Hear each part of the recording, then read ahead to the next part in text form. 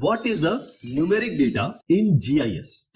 Now let us take an example. In your class, in your grade, or in your university, say grade, you have some students. These are the age of those students: 23, 25, 27, 23, 25, 28, like this, random. So this is a statistical data. Why it is called statistical data? Because you can tell which one of your class is having the highest age, which one has the lowest age, what is the mode of that number. 23 is the mode. So mode, median, all this you can take it out. So this is a statistical data with having a geographical component. Now this number doesn't pertain to geography.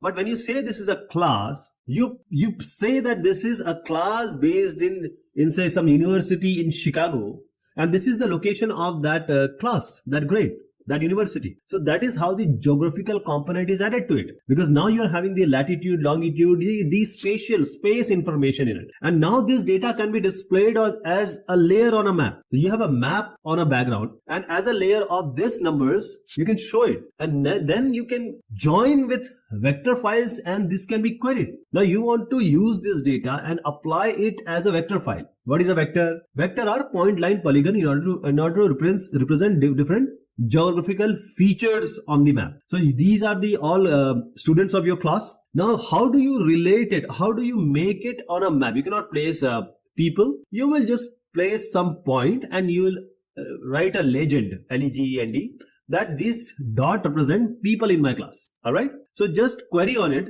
How many kids are above 25 years of age?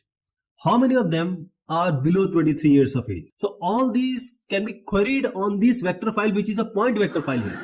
Now let me give you an actual example here. Demographic data from country census. Now this is an example of Indian region. Now how do you know, and how are you going to represent this numeric data and use this numeric data? So this numeric data, when the census is being taken, you can now see which are the places where the population has grown exponentially, and which are the places or regions of India where the population is low. So all this area which I just bounded, there is a lot of population now, and these area the population have not grown that much. So there is a control of population growth. So this is how the demographic data from any country's census can be showed on a map, and with a just color combination you know that what is information, which area has more population.